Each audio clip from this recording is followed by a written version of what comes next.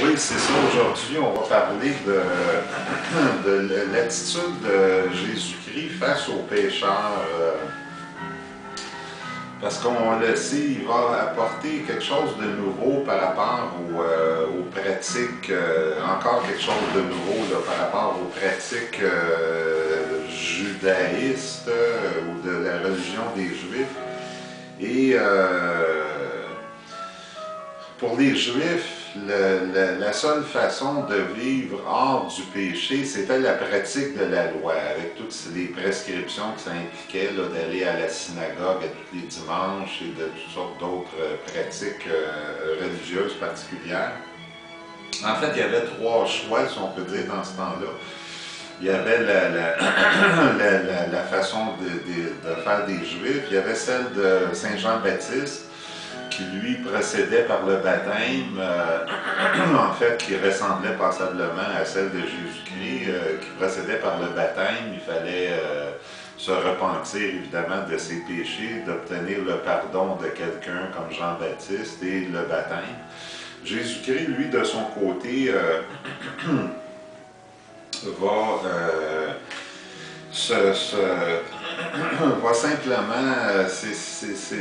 simplement s'octroyer le droit d'accorder le pardon quand il va voir qu'une personne est sincère et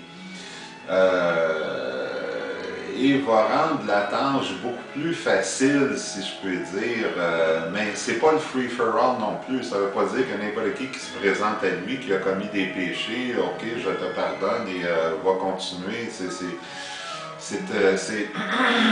C'est sur la sincérité de la personne de vraiment vouloir en terminer avec cette façon-là qu'elle avait de vivre et de changer de vie que Jésus va accorder son pardon. C'est seulement sous cette, mais pas lui imposer un carcan de pratique de la loi et comment faire ça du jour au lendemain et de s'imaginer qu'on va être pardonné. Fait que c'est sa façon d'approcher ça. Et comme par exemple, à un moment donné, il va se retrouver chez pas chez, mais un publicain va se présenter à lui, parce que là, les gens commencent à entendre parler qu'il pardonne les péchés à ceux aux pécheurs et attire d'une certaine façon les pécheurs à lui qui viennent voir c'est qui cette personne-là importante ou qui commence à avoir passablement d'influence, qui pardonne des péchés sans que ce soit une montagne impossible à franchir. Là. Et fait qu'il se retrouve chez un pharisien à un moment donné. Et on lui apporte un publicain. Un publicain, ça, c'était peut-être les personnes les plus détestées qu'il n'y avait pas en Israël. C'était un collecteur d'impôts.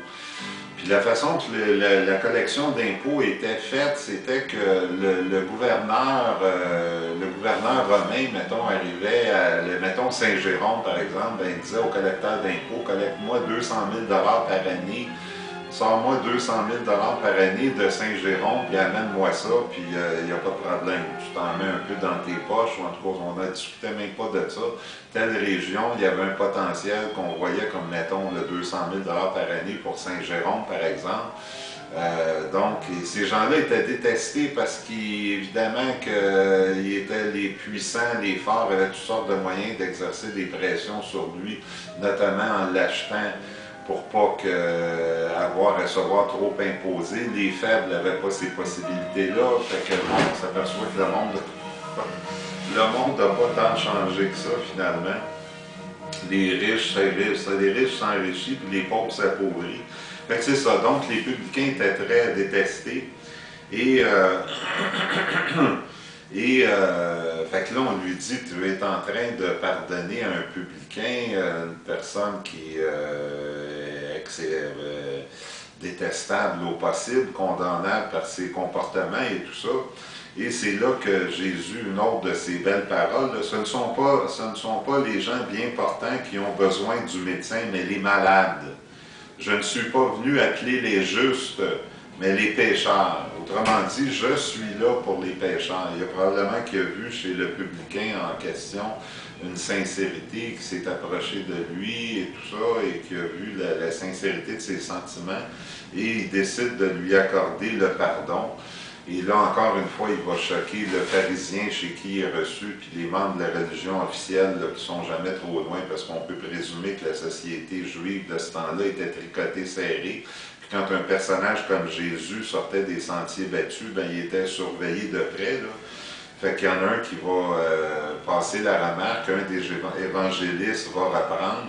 Comment se fait-il qu'il pardonne le péché, c'est seulement que Dieu qui peut pardonner des péchés, tout ça. Donc, après ça, on lui présente Marie-Madeleine. Évidemment que j'ai déjà parlé de Marie-Madeleine dans le passé, puis elle, c'était grave, là, c'était de la prostitution, là, c'est un péché quotidien, c'est pas un acte isolé, là, c'était vraiment la pratique d'un péché qui était continu, là, et qui était éminemment condamnable, on peut comprendre pourquoi. Et fait que c'est ça, il rencontre cette femme-là et elle l'approche, elle a le tour, il faut croire, elle l'approche et lui brise, une bouteille de parfum rare, là, de l'albâtre, j'en ai déjà parlé dans la présentation sur Jésus-Christ, et elle va prendre ce parfum-là pour laver les pieds de Jésus avec ses cheveux, avec ce parfum-là, puis elle va lui mettre du parfum également dans ses cheveux à lui. Donc Jésus est visiblement frappé par son geste et tout ça, et décide de lui pardonner. On lui reproche encore de ne pardonner que seul Dieu peut faire ça et tout ça. Mais, fait que c'est ça. Fait que Jésus lui dit alors à la femme, ta foi t'a sauvé, va en paix. Fait que, mais évidemment que c'est pas la porte ouverte au free-for-all non plus. Il faut qu'elle cesse la pratique de la prostitution. Il ne s'agit pas pour elle d'obtenir ça puis de recommencer le lendemain matin. Il faut qu'elle rentre dans le rang puis arrêter de cesser de cette pratique-là. On lui présente après ça une femme adultère. Qui était, selon la loi juive, elle et l'homme s'en sortait tout le temps apparemment, là, mais elle et l'homme devaient être punis de lapider à mort. C'est une religion très très dure, la loi du talion, une religion très dure. Fait que Jésus arrive et dit, fait que là on lui présente la femme adultère et qu'est-ce que tu fais de toi, qu'est-ce que tu fais d'elle, toi là. Et c'est là qu'il dit sa célèbre phrase, « Celui d'entre vous qui est sans péché, qu'il soit le premier à lui lancer la pierre. » Donc, les gens qui sont dans la maison, qui voulaient voir qu'est-ce qu'il y en est, savent très bien qu'ils ont tous un petit péché quelque part à se faire pardonner. Fait qu'ils décident de quitter la maison, ils se retrouvent seuls avec la dame. Et fait qu'il demande à Adam où sont-ils tous passés, fait qu'ils sont tous partis parce qu'ils avaient tous un péché, encore une fois, à se faire pardonner. Fait qu'il n'y a plus personne à me condamner. Fait que Jésus lui dit, moi non plus, je ne te condamne pas, va et désormais ne pêche plus. Évidemment qu'il faut cesser de pécher. Fait qu'encore une fois, il a vu la sincérité de cette personne-là et il décide de lui pardonner. Puis finalement, je pense que c'est le dernier, l'enfant prodigue. On se rappelle de la parabole de l'enfant prodigue.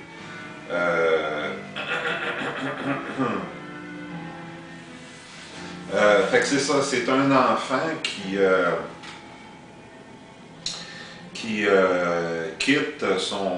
qui décide de quitter son père et en quittant son père, décide de lui demander tout de suite sa part de l'héritage. Le père, l'homme a deux enfants, un fils qui va rester auprès de lui et cet autre fils-là qui désire quitter lui donne sa part d'héritage et finalement le fils en question part et se livre à la débauche et au désordre et tout ça. Et après un certain temps, s'apercevant qu'il n'a plus de quoi vivre, piteux revient à la maison de son père. Et son père décide de l'accueillir avec un veau gras et d'organiser toute une fête. Fait que le fils, qui lui a toujours agi correctement, Il est surpris, il dit, moi j'ai resté auprès de toi, j'ai travaillé fort, j'ai travaillé pour ton intérêt, tu fais une grande fête pour mon frère et que tu n'as jamais fait pour moi et tout ça. Et c'est là que le père, lui, croyait avoir perdu un fils, a récupéré un fils et il dit à son fils qui lui est toujours resté près, tout ce qui est ici est à toi et moi, mais là, c'est la brebis perdue, c'est la fable finalement de la brebis perdue, donc il ne faut pas, même si le fils en question a agi de façon désordonnée, il faut pardonner, il faut donner une chance au coureur, il faut faire preuve de miséricorde, comme dit si bien l'Évangile, comme disent si bien les Évangiles.